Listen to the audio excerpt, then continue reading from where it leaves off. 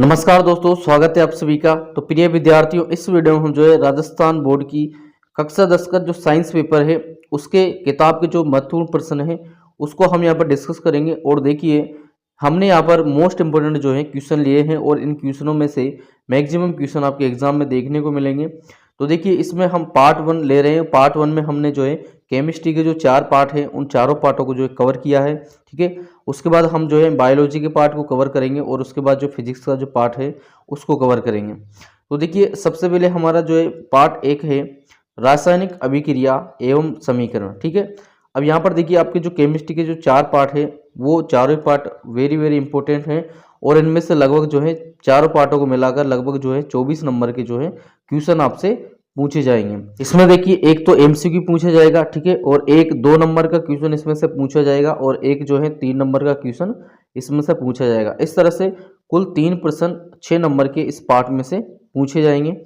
और इसमें देखिए, सबसे पहले हम एमसीक्यू की बात करें तो देखिए, पहला क्वेश्चन है नीचे दी गई अभिक्रिया के संबंध में कौन सा कथन सत्य है, ठीक है ना। अभिक्रिया दे रखी है, ठीक है, और इसमें हमें देखना है कि इसमें कौन सा कथन असत्य है। तो देखिए, पहला इसमें दे रखा है कि सीसा जो है अपचयित हो रहा है, दूसरा है कार्बन डाइऑक्साइड उपचयित हो रहा है और कार्बन उपचयित हो रहा है, लेड ऑक्साइड अपचयित हो रहा है। तो इसमें देखिए, जो ए और बी है वो दोनों कथन असत्य हैं, ठीक है ना, यानी कि ए और बी इसमें राइट आंसर आ जाएगा। अगला है, ये अभिक्रिया दे रखी है तो ऊपर दी गई अभिक्रिया किस प्रकार की है। तो इसमें देखिए, ये जो है अभिक्रिया है विस्थापन अभिक्रिया, क्योंकि यहाँ पर क्या हो रहा है, यहाँ पर जो है विस्थापन हो रहा है। देखिए, यहाँ से और एल्यूमिनियम इन दोनों का जो है आपस में विस्थापन हो रहा है, जो आयरन है वो यहाँ से अलग हो रहा है, तो विस्थापन अभिक्रिया यहाँ पर हो रही है। इसके बाद देखिए, 3 नंबर में क्वेश्चन आपसे ये पूछा जा सकता है कि ऊष्माक्षेपी एवं ऊष्माशोषी अभिक्रिया का क्या अर्थ है, उदाहरण सहित दीजिए, ठीक है। तो देखिए, ऊष्माक्षेपी अभिक्रिया क्या होती है, वह अभिक्रिया जिसमें उत्पाद के साथ साथ ऊष्मा भी उत्पन्न होती है, यानी कि हीट उत्पन्न होती है, जिससे अभिक्रिया मिश्रण का तापमान बढ़ जाता है और उसे ऊष्माक्षेपी अभिक्रिया कहते हैं। तो इसमें देखिए, आप 2-3 उदाहरण दे सकते हैं, जैसे प्राकृतिक गैस CH4 मीथेन का जो है दहन है, श्वसन भी एक ऊष्माक्षेपी अभिक्रिया है। तो ये 2 उदाहरण आप इसमें लिख सकते हैं। उसी प्रकार से है ऊष्माशोषी अभिक्रिया। तो इसमें क्या होगा, वह अभिक्रिया जिसमें ऊष्मा का अवशोषण होता है, जिससे अभिक्रिया मिश्रण का तापमान जो है घट जाता है, उसे ऊष्माशोषी अभिक्रिया कहते हैं। तो इस तरह से आप इसके उदाहरण भी कर देना, तो ये 3 नंबर में क्वेश्चन आपसे पूछा जाएगा। इसके बाद देखिए, अगला क्वेश्चन है आपसे 2 या 3 नंबर में ये पूछा जा सकता है कि विस्थापन एवं द्विविस्थापन अभिक्रियाओं में अंतर क्या है, इन अभिक्रियाओं के समीकरण लिखिए। तो देखिए, इनमें अंतर लिखने के लिए मैंने आपको कॉपी में जो लिखने का तरीका था उसमें बताया था कि अंतर के लिए एक साइड तो विस्थापन अभिक्रिया लिख देंगे, दूसरी साइड द्विविस्थापन अभिक्रिया, बीच में जो एक लाइन खींच देंगे और इनमें अंतर लिख देंगे और इनके समीकरण भी लिख देंगे। इसके बाद देखिए, इसके बाद अगला क्वेश्चन है 2 नंबर में मोस्ट इंपोर्टेंट क्वेश्चन है कि एक भूरे रंग का चमकदार तत्व X को वायु की उपस्थिति में गर्म करने पर वह काले रंग का हो जाता है। इस तत्व X एवं उस काले रंग के यौगिक का नाम बताइए। तो देखिए, जो तत्व है वो कॉपर है और काले रंग का जो यौगिक है वो है कॉपर ऑक्साइड, ठीक है। तो और इसकी जो है समीकरण भी आप दे सकते हैं चाहो तो। और इसके बाद देखिए, अगला क्वेश्चन है, ये भी इम्पोर्टेंट क्वेश्चन है कि निम्न पदों का वर्णन कीजिए तथा प्रत्येक का एक उदाहरण दीजिए। यानी कि संसारण और विकृत गंधिता में से आपको ये पूछा जा सकता है कि संसारण से आप क्या समझते हैं या विकृत गंधिता से आप क्या समझते हैं। देखो, संसारण में क्या होता है कि जब कोई धातु अपने आसपास स्थित किसी अम्ल, क्षारक अथवा आर्द्रता के सीधे संपर्क में आती है, तब धातु की क्रिया ऑक्सीजन तथा नमी से होकर ऑक्साइड तथा हाइड्रोक्साइड बनते हैं, जिसके कारण धातुएं जो है संसारित होने लगती हैं और इस क्रिया को ही जो है संसारण कहते हैं। संसारण के कारण वस्तुओं की चमक जो है खत्म हो जाती है। उदाहरण के लिए हम दे सकते हैं, जैसे लोहे में जंग लगना, चांदी के ऊपर काली परत का चढ़ना या तांबे के ऊपर हरे रंग की परत चढ़ना, ये सभी जो है संसारण के उदाहरण हैं। विकृत गंधिता में क्या होता है कि वसा तथा तेल युक्त खाद्य पदार्थों को वायु की उपस्थिति में लंबे समय तक रखने पर उनका ऑक्सीकरण यानी कि उपचयन होने से उनका स्वाद बिगड़ जाता है तथा उनमें गंध आने लगती है, इससे विकृत गंधिता कहते हैं, ठीक है।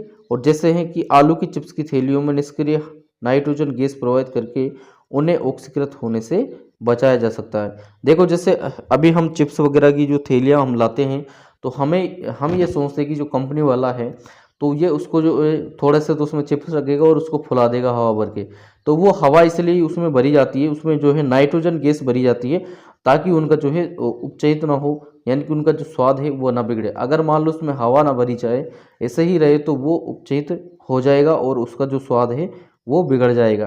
तो इस तरह से ये क्वेश्चन आपको करने हैं। कुछ एमसीक्यू क्वेश्चन में आपको एक ये क्वेश्चन करने हैं कि श्याम श्वेत फोटोग्राफ में किस यौगिक का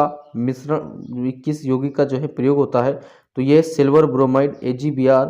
अगला है निम्न में से किस धातु का जो है संसरण नहीं होता है, तो इसमें आ जाएगा क्रोमियम।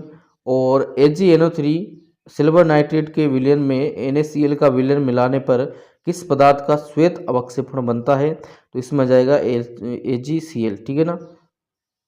इसके बाद है दानेदार जिंक की तनु H2SO4 से क्रिया करने पर कौन सी गैस उत्सर्जित होगी, तो इसमें जो है हाइड्रोजन गैस आ जाएगा। इसके बाद देखिए जो आपके एम्स, देखिए आपके 3 तरह के जो क्वेश्चन है वो एक ही टाइप से आप याद कर सकते हो। एक तो है आपका MCQ, ठीक है, एक है आपका रिक्त स्थान, और एक है आपका जो है 1 नंबर वाले क्वेश्चन, ठीक है। इन तीनों क्वेश्चनों के आंसर एक जैसे ही होते हैं, यानी कि देखो जैसे मान लो यहाँ पर आया चिप्स बनाने वाली चिप्स की थैली में कौन सी गैस युक्त कर देते हैं ताकि चिप्स का उपचयन न हो सके। अब देखिए ये क्वेश्चन जो है आपसे MCQ में भी पूछा जा सकता है, या ये क्वेश्चन आपसे रिक्त स्थान में भी पूछा जा सकता है, या ये क्वेश्चन आपसे 1 नंबर में पूछा जा सकता है। तो इसका आंसर क्या आ जाएगा, नाइट्रोजन गैस। अब ये जो है 4 गैसों के नाम लिखकर आपसे MCQ में पूछ सकता है, या फिर ये ऐसे दे सकता है कि चिप्स बनाने वाले चिप्स की थैली में कौन सी की जगह क्या लिख देगा, खाली स्थान छोड़ देगा, गैस युक्त कर देते हैं ताकि चिप्स का उपचयन न हो सके, ये रिक्त स्थान का क्वेश्चन बन जाता है। तो इस तरह से आप जो है बिग क्वेश्चन भी अगर आप अलग से MCQ की तैयारी भी ना करो तब भी आपको कोई दिक्कत इसमें नहीं होगी, क्योंकि आप जो है MCQ रिक्त स्थान वाले और 1 नंबर वाले जो क्वेश्चन हैं वो जो छोटे छोटे पॉइंट्स होते हैं उनको आप याद कर सकते हो, ठीक है ना। वहीं से ये जो है बनाए जाते हैं, या जो बड़े क्वेश्चन होते हैं उनके अंदर से कोई एक पॉइंट्स जो है ले लिया जाता है और उसी से ये MCQ रिक्त स्थान और ये बनाए जाते हैं, ठीक है। और इसके बाद देखिए अगला क्वेश्चन है कि किसी रासायनिक अभिक्रिया में उत्प्रेरक की क्या भूमिका होती है। देखिए उत्प्रेरक क्या करते हैं, उत्प्रेरक किसी भी रासायनिक अभिक्रिया की गति को तीव्र या मंद कर सकते हैं परंतु स्वयं अपरिवर्तित रहते हैं।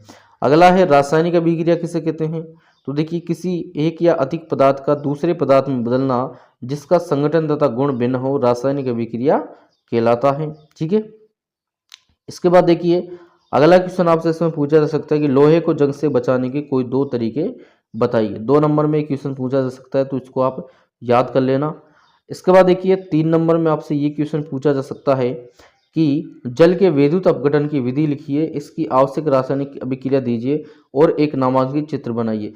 चित्र भले ही आपसे न पूछा जाए लेकिन ये जो है आपसे जल के विद्युत अपघटन की विधि पूछ सकता है। इसके बाद देखिए इसके बाद आपसे ये भी पूछा जा सकता है कि प्रकाश संश्लेषण की रासायनिक समीकरण लिखिए। तो ये प्रकाश संश्लेषण की जो है रासायनिक समीकरण है, 1 नंबर में ये क्वेश्चन आपसे पूछा जा सकता है।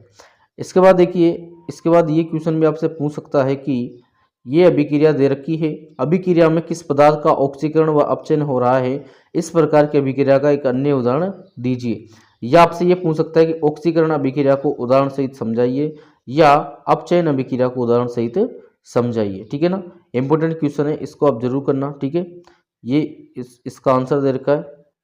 और इसके बाद देखिए इसके बाद आता है हमारा अध्याय 2 अम्ल क्षारक एवं लवण, ठीक है। देखिए ये जो पार्ट है बड़े बड़े हैं और इनमें से जो है ज़्यादा 5, 6, 7, 8 ऐसे नंबर के जो है क्वेश्चन पूछे जाएंगे, तो इस वजह से इसमें जो मोस्ट इंपोर्टेंट क्वेश्चन है वो भी थोड़े से ज़्यादा रहेंगे, ठीक है। तो इसमें देखिए एक तो आपसे MCQ पूछा जाएगा, एक रिक्त स्थान का क्वेश्चन पूछा जाएगा और एक क्वेश्चन 1 नंबर का और एक क्वेश्चन 4 नंबर का इसमें से पूछा जाएगा, यानी कि मेजर क्वेश्चन यहाँ से पूछा जाएगा। तो इस तरह से जो है कुल 4 प्रश्न 7 नंबर के इसमें से पूछे जाएंगे, ठीक है। तो पहला तो आपको देखिए अम्ल और क्षारक की परिभाषा याद करनी है। तो देखिए अम्ल क्या होते हैं, वे पदार्थ जो स्वाद में खट्टे होते हैं तथा नीले लिटमस पत्र को लाल कर देते हैं। अब यहाँ पर देखिए आपको देखिए ये ध्यान रखना है कि एक तो जो है ये स्वाद में खट्टे होते हैं और ये नीले लिटमस पत्र को लाल कर देते हैं। ये ध्यान रखना है कि सारक और अम्ल में बच्चे ये कन्फ्यूज हो जाते हैं कि कौन तो लाल कर रहा है और कौन जो है नीला कर रहा है, ठीक है ना। तो लाल कौन करेगा? अम्ल, ठीक है। और अम्ल क्या करते हैं? ये जो है जलीय विलयन में H+ आयन जो है त्यागते हैं। ये आपको याद रखना है। उदाहरण के लिए आप HCl, HNO3, H2SO4 ये आप दे सकते हैं उदाहरण में, ठीक है। इसके बाद देखिए सारक में, सारक मतलब बेस, ठीक है। तो वे पदार्थ जिनका स्वाद कड़वा होता है, अब देखिए अम्ल तो खट्टे होते हैं और सारक क्या होते हैं? कड़वे होते हैं, तथा ये लाल लिटमस पत्र को नीला कर देते हैं और ये जलीय विलयन में OH- जो है आयन उत्पन्न करते हैं, ठीक है। ये आपको याद रखना है, यहाँ से 1 नंबर का क्वेश्चन आपका जरूर बनेगा। इसके बाद देखिए कुछ छोटे छोटे पॉइंट्स है वो आपको याद रखने हैं, जैसे कि ये है कि अम्लों या सारकों की प्रबलता की जांच पीएच स्केल के उपयोग से करते हैं, जो कि विलयन में उपस्थित H+ या H3O+ आयनों की सांद्रता का माप होता है, ठीक है।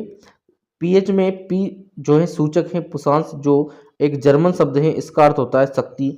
और देखिए उदासीन विलयन के पीएच का मान जो है 7 होता है, ठीक है।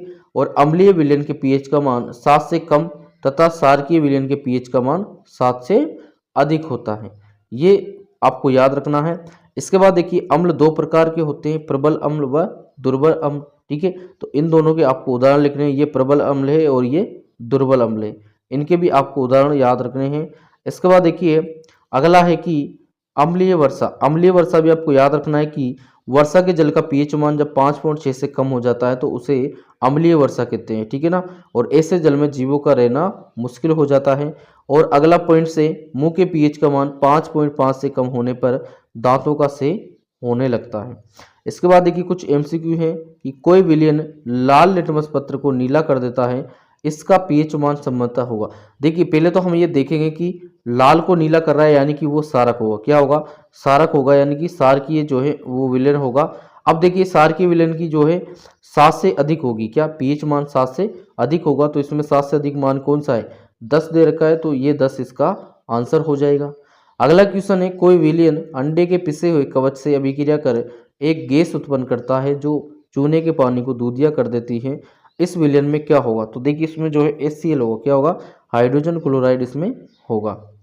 अगला क्वेश्चन है अपच का उपचार करने के लिए निम्न में से किस औषधि का जो है उपयोग होता है? तो इसमें जो है एंटासिड आ जाएगा, ठीक है।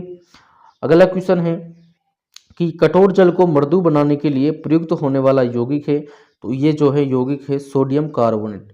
अगला है चींटी के डंक में पाए जाने वाला अम्ल है, तो इसमें आ जाएगा मेथेनोइक अम्ल, क्लियर। और अगला क्वेश्चन है इसमें कि CaOCl2 का सामान्य नाम है, तो ये जो है ब्लीचिंग पाउडर है। और इसके बाद जो है प्लास्टर ऑफ पेरिस का भी आपको जो सूत्र याद रखना है, ठीक है ना। और इसके बाद देखिए ये क्वेश्चन आपसे पूछा जा सकता है कि दंत क्षय के कारण को स्पष्ट करते हुए इससे बचाव के 2 उपाय बताइए, ठीक है। तो ये भी आपको याद करना है। इसके बाद देखिए 4 नंबर में आपसे पीएच स्केल किसे कहते हैं, इससे किसी विलयन की अम्लीय या सार की प्रकृति किस प्रकार ज्ञात होती है, समझाइए। ये 4 नंबर में क्वेश्चन आपसे पूछा जा सकता है, इसको आप जरूर याद रखना। और इसके बाद देखिए विज्ञान में देखिए 4 नंबर में ऐसा नहीं कि डायरेक्ट 4 ही नंबर का क्वेश्चन पूछ लेगा, 1+3 यानी कि एक तो छोटा क्वेश्चन पूछा जाएगा और एक थोड़ा बड़ा क्वेश्चन पूछा जाएगा, यानी कि एक क्वेश्चन उसमें 1 नंबर का रहेगा और एक क्वेश्चन उसमें 3 नंबर का रहेगा। इस तरह से विज्ञान में जो है क्वेश्चन पूछे जाते हैं। विज्ञान में छोटे छोटे क्वेश्चन पूछे जाते हैं, तब मिलाकर जो बड़ा क्वेश्चन वो बनता है। अगला देखिए आपको विरंजक चूर्ण, देखिए विरंजक चूर्ण को बनाने का तरीका और इसके जो उपयोग हैं वो आपको याद रखने हैं, ठीक है। बनाने का तरीका और उपयोग इसके याद रखने हैं। बेकिंग सोडा का भी आपको बनाने का तरीके और इसके उपयोग जो है याद करने हैं।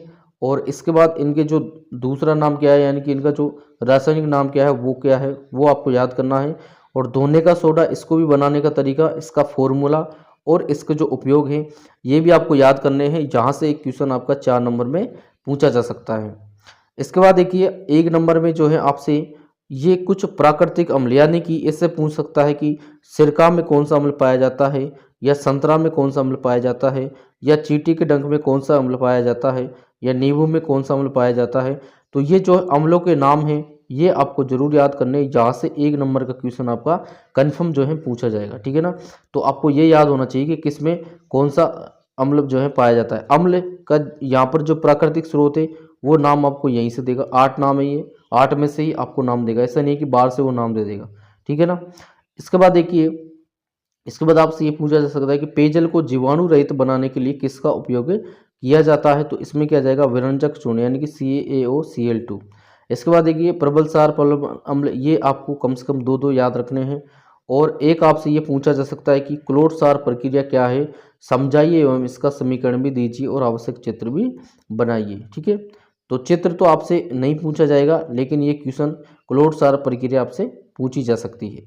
इसके बाद देखिए दैनिक जीवन में पीएच के कोई दो महत्व बताइए। पीएच के दो महत्व भी आपसे जो है पूछे जा सकते हैं। महत्व मतलब पीएच जो है कहाँ कहाँ पर हमारे लिए काम आता है, ठीक है ना, ये आपको करना है।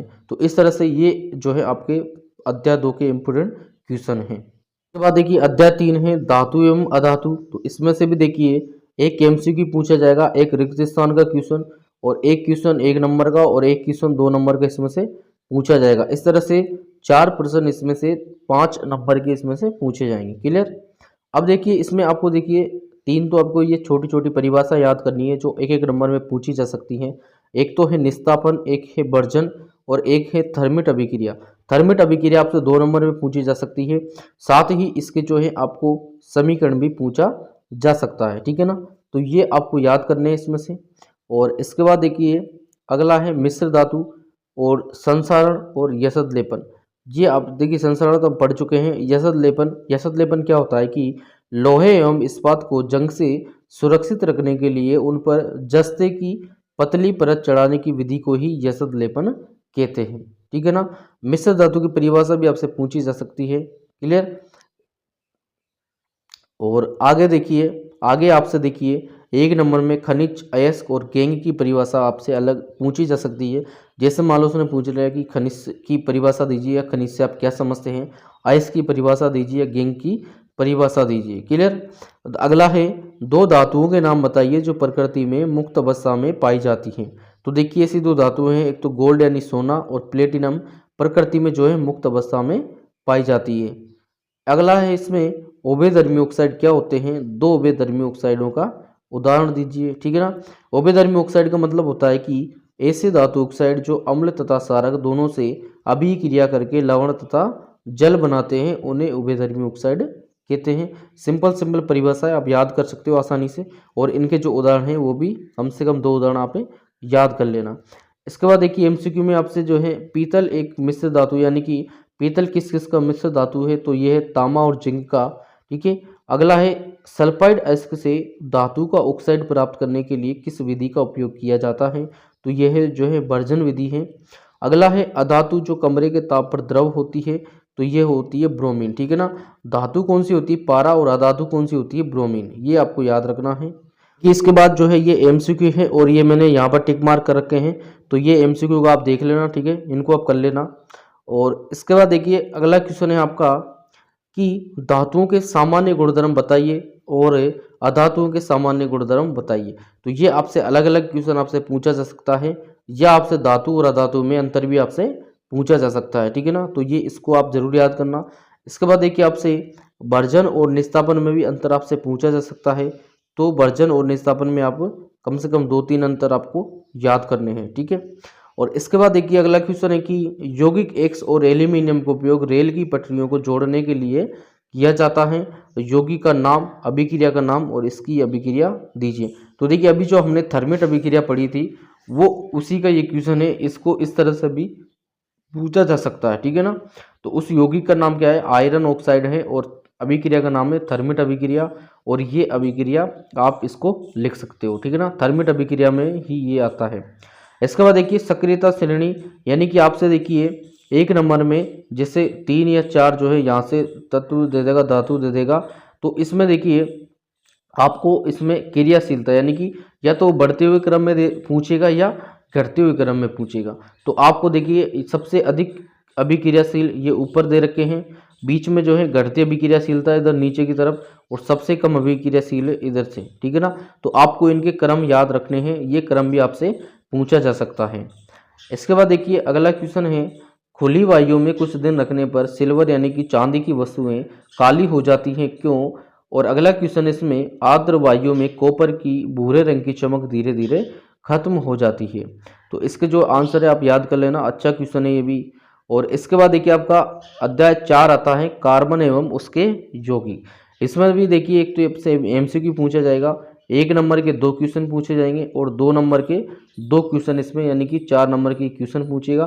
तो इस तरह से इसमें कुल 5 प्रश्न 7 नंबर के इसमें से पूछे जाएंगे। ठीक है, तो इसमें देखिए आपसे पहला क्वेश्चन पूछा जा सकता है एमसीक्यू में कि एथेन का आणविक सूत्र जो है C2H6 है, इसमें क्या है। देखिए इसमें कितने जो है सहसंयोजक आबंध है, तो इसमें 7 सहसंयोजक आबंध होंगे। अगला क्वेश्चन है ब्यूटेन चतुर कार्बन यौगिक है जिसका प्रकार्यात्मक समूह है, तो प्रकार्यात्मक समूह इसका कीटोन। अगला क्वेश्चन है कि खाना बनाते समय यदि बर्तन की तली बाहर से काली हो रही है तो इसका मतलब है कि, तो इसका मतलब क्या होता है, इसका मतलब है कि ईंधन पूरी तरह से जल नहीं रहा है।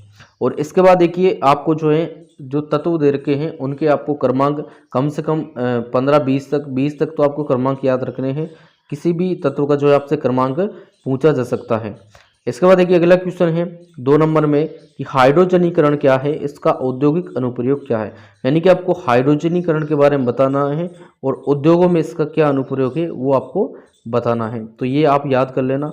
इसके बाद देखिए 2 नंबर में आपसे साबुन की सफाई प्रक्रिया की क्रियाविधि आपसे पूछी जा सकती है। हालांकि ये थोड़ा सा बड़ा है लेकिन आपको 2 नंबर में उसी तरह से ये लिखना है कि बस 2 नंबर में इसका काम हो जाए। ठीक है, क्योंकि 2 नंबर से बड़ा क्वेश्चन इसमें पूछा नहीं जाएगा, फिर भी ये क्वेश्चन आपका इसमें इम्पोर्टेंट क्वेश्चन है। इसके बाद अगला क्वेश्चन है इसमें कि साबुनीकरण किसे कहते हैं, इसकी क्या उपयोगिता है, तो ये आप याद कर लेना। और इसके बाद अगला क्वेश्चन है कि सजीव प्राणियों पर एथेनॉल तथा मेथेनॉल का क्या प्रभाव पड़ता है, समझाइए। अगर मान लो ये जो है अधिक मात्रा में सेवन कर लिया जाए तो क्या प्रभाव पड़ेगा, ये आपको जो है याद रखना है। इसके बाद देखिए 2 नंबर में आपसे साबुन तथा अपमार्जकों में भी अंतर आपसे पूछा जा सकता है, तो इधर साबुन और इधर अपमार्जक। ठीक है, तो ये आपको याद करना है। इसके बाद देखिए वायुमंडल में कार्बन की उपस्थिति भी आपसे पूछी जा सकती है, तो जो है ये होती है 0.03%। अगला क्वेश्चन है कार्बन में संयोजकता इलेक्ट्रॉन की संख्या है, तो ये आ जाएगी 4। ठीक है ना। और इसके बाद देखिए अगला क्वेश्चन आपसे ये पूछ सकता है कि कार्बन के 2 क्रिस्टलीय अपरूपों के नाम लिखिए, तो क्रिस्टलीय अपरूप हीरा और ग्रेफाइट इसमें आ जाएगा। साबुन क्या होते हैं, 1 नंबर में ये परिभाषा भी आपसे जो है पूछी जा सकती है, तो ये देखिए साबुन लंबी श्रृंखला वाले कार्बोक्सिलिक अम्लों के सोडियम या पोटेशियम लवण होते हैं। अगला क्वेश्चन आपसे 2 नंबर में पूछ सकता है कि 4 प्रकार्यात्मक समूहों के नाम बताइए। ठीक है ना, तो ये भी आपको याद करना है। इसके बाद देखिए मेथेनॉल की थोड़ी सी मात्रा का सेवन भी घातक हो सकता है, टिप्पणी लिखी है, या एल्कोहल के अधिक सेवन से 2 हानियां लिखिए। इसके बाद देखिए एस्टरीकरण किसे कहते हैं, ये 2 नंबर में क्वेश्चन आपसे पूछा जा सकता है, इसको भी आप जो है याद करना। तो इस तरह से प्रिय विद्यार्थियों ये हमारे अध्याय 1 से लेकर अध्याय 4 तक के मोस्ट इंपोर्टेंट क्वेश्चन है और इनमें से जो है 99% जो है यहाँ से क्वेश्चन इनमें से बनेंगे, यानी कि मैक्सिमम क्वेश्चन इनमें से ही बनेंगे। तो आप इनको जो जरूर करना है, इसके अलावा भी आप कर सकते हैं, लेकिन कम से कम जो हमने क्वेश्चन आपको करवाए हैं उनको आप जरूर करना, इनमें से आपको जो है क्वेश्चन देखने को मिलेंगे। और इसके बाद अगर आपको किसी वीडियो से रिलेटेड या किसी पर्सन से संबंधित कोई डाउट रहता है तो आप हमें कमेंट सेक्शन में कमेंट करें, हम उसका रिप्लाई आपको जो है ज़रूर करेंगे।